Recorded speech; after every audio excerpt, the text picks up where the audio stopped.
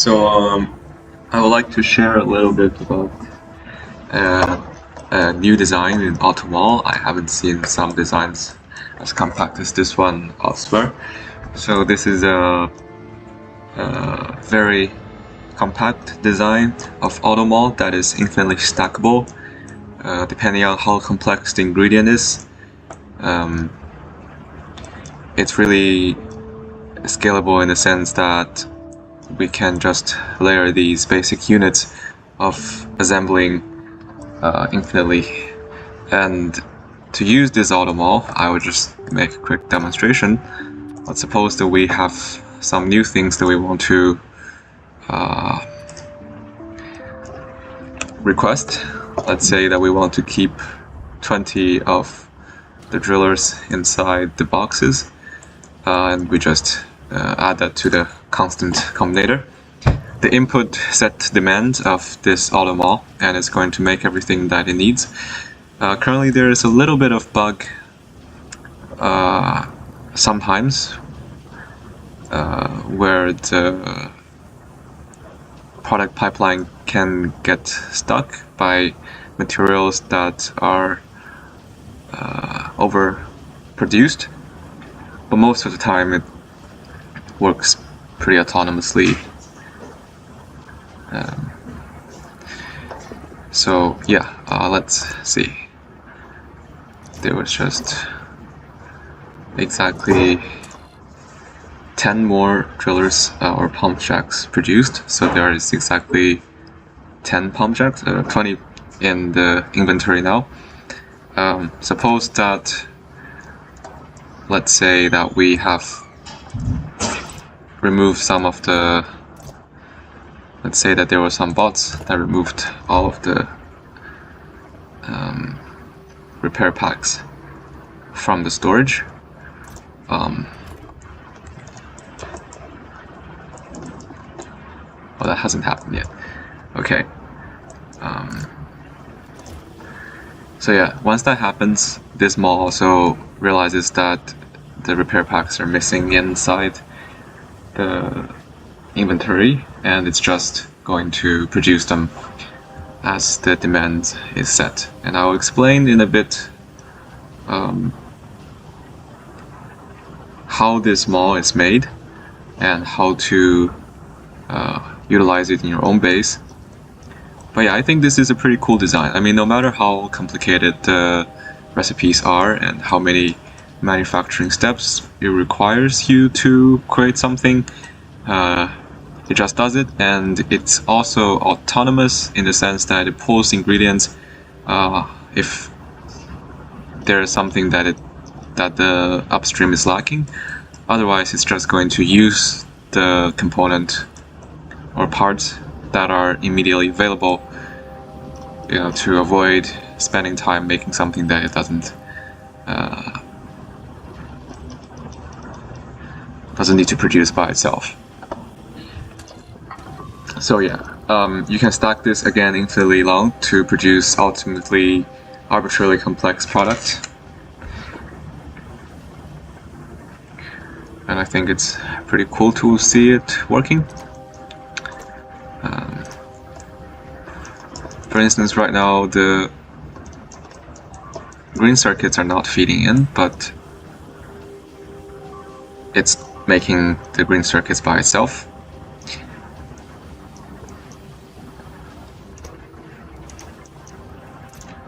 Let's see how much we've got so far. So we've got 73 and requested amount is 100. We will jump to decomposition now. So here is a simple demo of the full structures of the AutoMall, and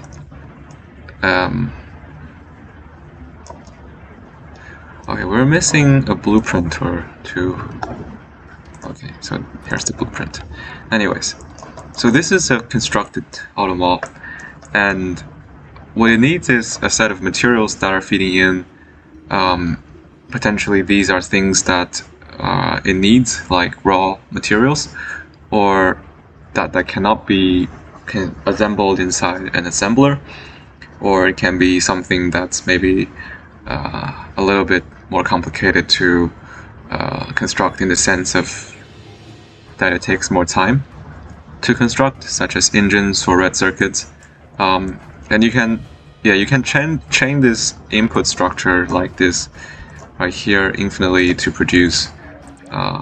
introduce arbitrary amount of products that it needs. And this is not a bot model in the sense that it doesn't need any bot inputs.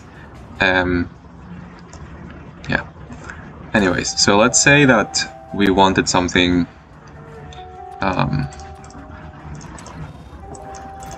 to be produced that are a little bit complicated. And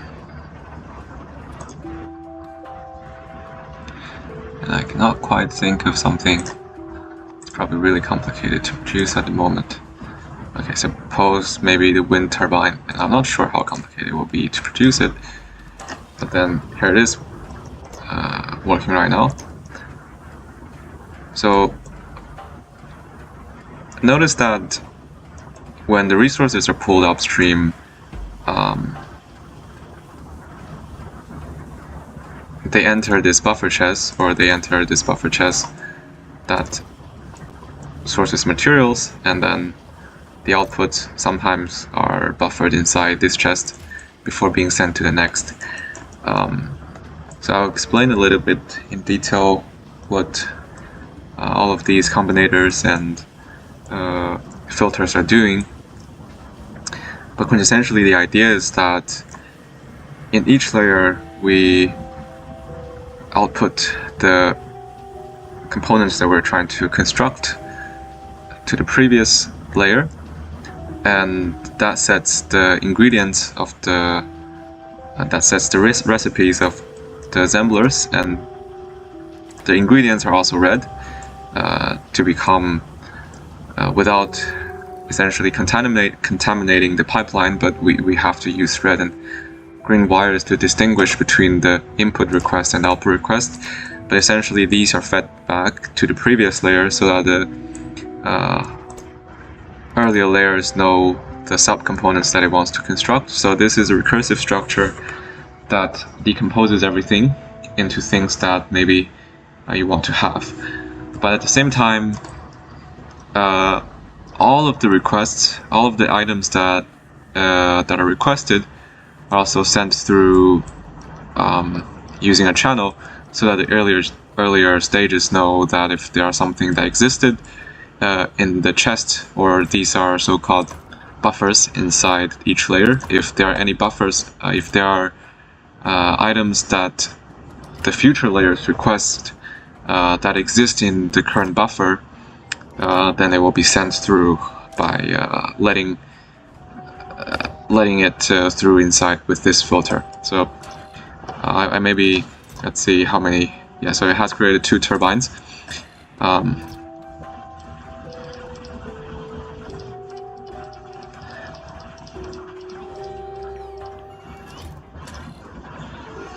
We can see it in action by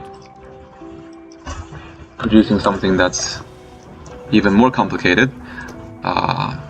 For instance, a fluid wagon, which has rather long list of requests. You can see that it produces the items in order, and whenever there is something that an item needs, it's being directly allowed through from this side of the chain. And yeah,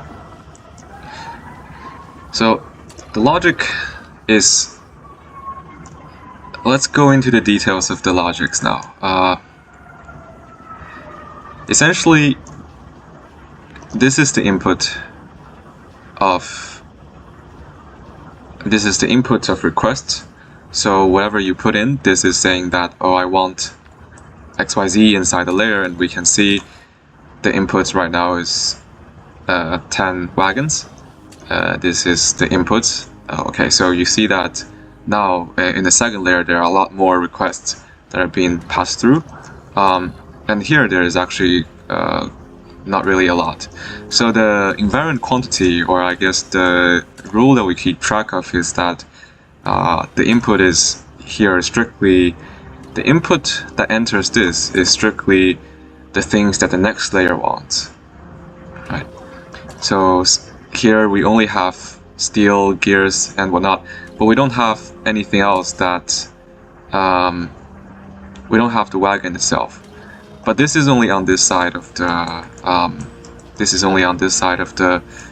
computation, and on this side of the computations, we actually do keep track at a certain point of all the ingredients that we're looking for, without distinguishing them, and they're here. So the output of this combinator is essentially the summation of all of the ingredients that previous layers wanted. So let's say that we are thinking about making something a little bit more complicated. You can see that the input of this arithmetic combinator is always only the things that the next layer needs, and the input of this is actually the total ingredients, essentially everything that is trying to have. And having this here allows us to output the signal from this into a filter. Essentially, what we wanted is to say that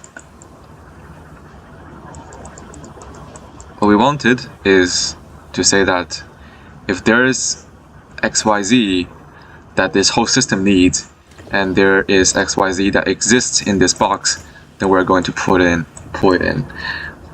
The reason why we actually also check that they have to already be existing is that there's only a limited amount of filters that we can set, so actually at most 5. So we don't want to flood the filters by things that we don't actually have. So this is essentially an AND combinator. It's saying that if I have things like 33 gears, 11, whatnot, I'm not just going to send it directly through this filter saying that, oh, this is everything I needed. It's only going to say, if it already exists in this box, then please send it through. Let's maybe take a look at what would happen if we didn't have this, and we directly connected it to this filter. Then what happens is quite dramatically that it's going to set everything as the whitelist, and at a certain point when we have a lot of simultaneous requests down the stream, we're going to clog the system, right? So now maybe it's not that bad yet, but suppose that we have infinite, or not infinite, but like a lot of other requests that we're trying to make. What ends up happening here is that this filter is just whitelists things that we don't really need, or we can't actually pass through, which is why we added this AND combinator to essentially only pass through things that exist and needed. Anyways, so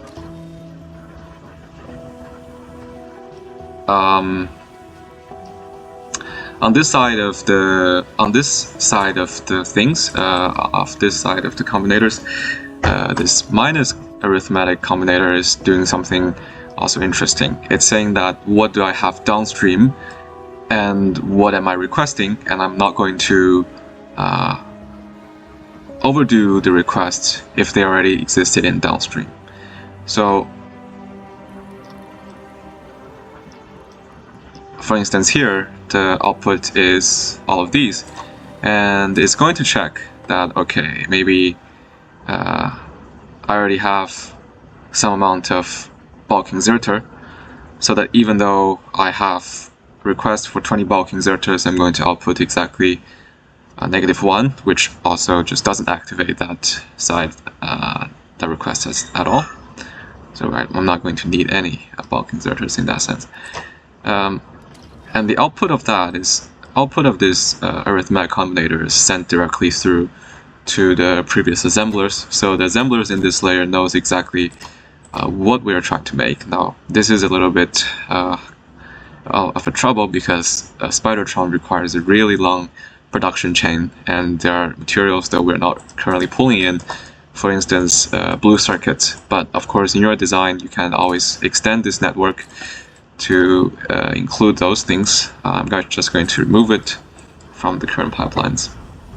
But so yeah, this, we don't actually need two sides of this, but having both sides is just to say parallelize the tasks a little better. And the output here is essentially the output of this arithmetic minus arithmetic combinator is saying that, oh, okay, what are the things I want to make in the next layer? And interestingly, this plus arithmetic combinator is doing two things. It's actually simultaneously filtering out the request from the recipes, because by sending out only the green wires, we're actually going to also remove the redundancies in the recipes. But there is a little bit of technical nuance here that I don't fully recall, but because the recipe and the ingredients are simultaneously communicated through the wires, there is going to be overcounting, and that was somehow resolved. So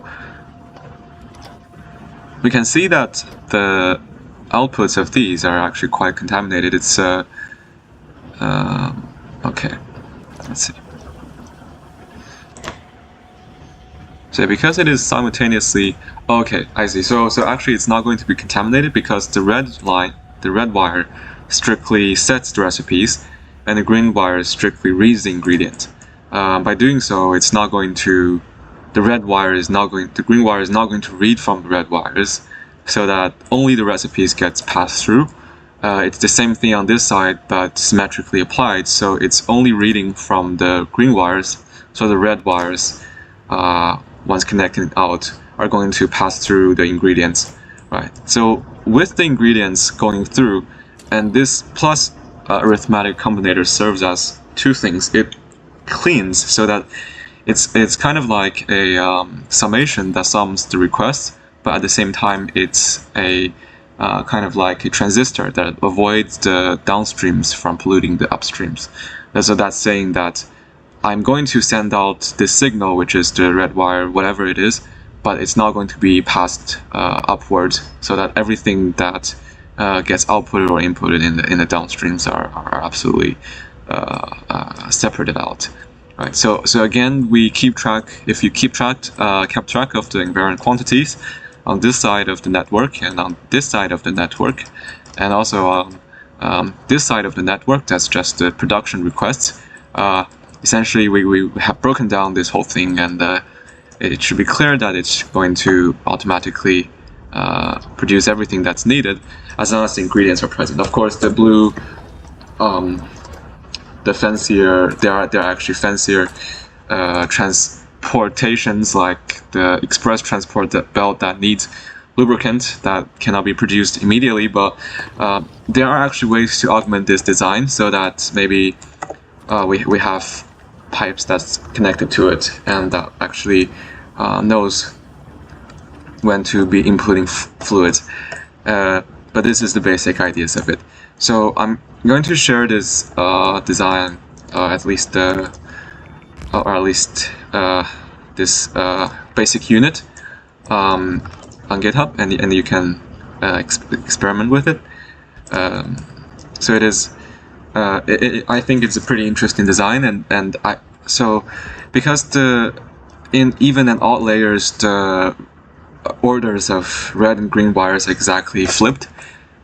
It's a little bit hard to keep track if you only had two layers, because you cannot quite know what wires are connected to the previous layers. But so I have stored as a basic unit three layers, so that by stacking over the even layers repeatedly, or I mean maybe the odd layers, you can actually one can actually stack this die infinitely, so you can have an infinitely long production chain. Yeah, there are a little bit of issues still, I mean, it's already optimized to a certain point that it rarely happens.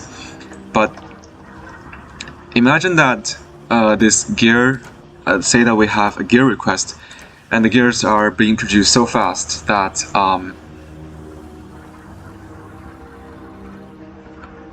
that they actually ended up.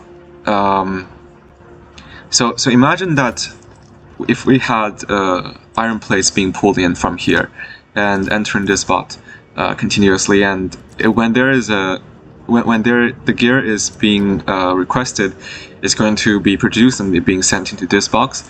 Then imagine that there is something downstream saying that I need the gears,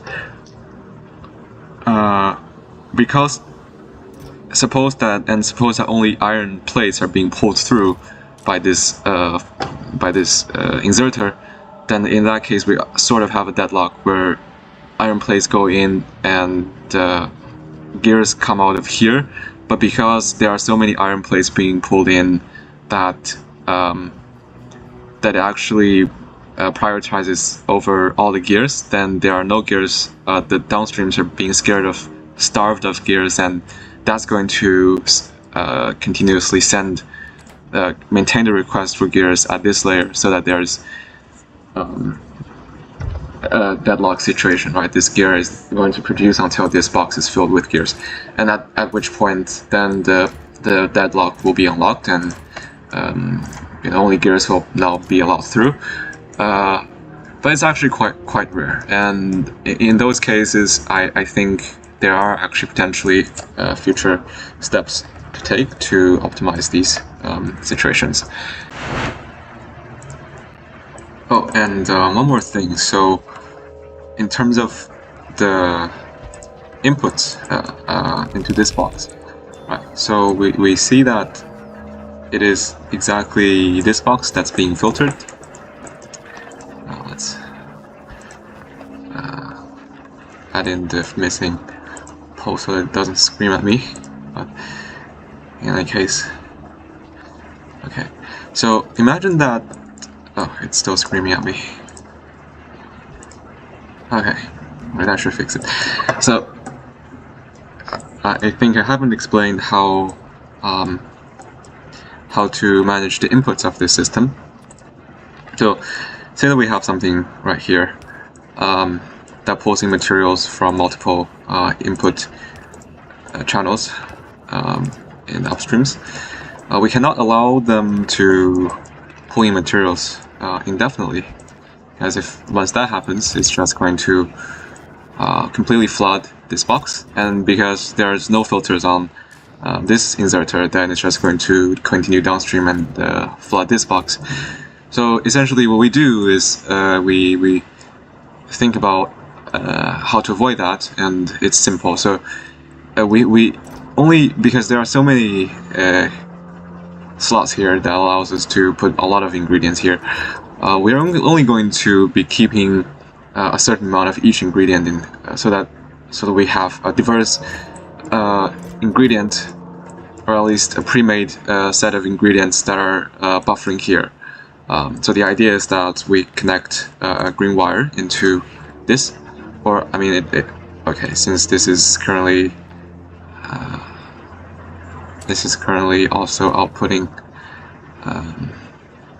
something. Well, that's fine. So yeah, we can connect a wire of any color really into this box, and that helps us keep track of the materials that we have. And say for example that we have all these three, so that it's going to say within the box I am going to restrict the amount of plates that I have to be less than 100. So if that ever exceeds the number, this inserter is going to stop functioning, and we've essentially halted the ultimate infinite productions. Where are the infinite chests, so that I can make this demo? Interestingly, I cannot find the infinite chests right now. So maybe we just do it this way.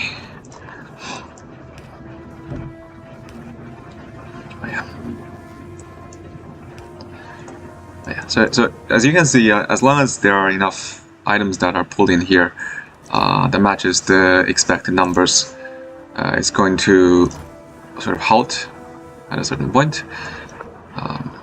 Of course, these channel inserters can be as efficient as they can get. So yeah, so as long as there are a certain amount, approximately the amount that we have requested, within sitting within this chest, then whenever there is something that's needed downstream, then it's just going to unlock this filter. So whenever there is something needed downstream, and those items will become whitelisted inside this inserter, and they just get passed through and released into the system. So the outputs is also kind of similar. We just treat this as though it is the output, as though it's just another buffer chest, like this one, right? So we just pull it in and pull the items that are existing into this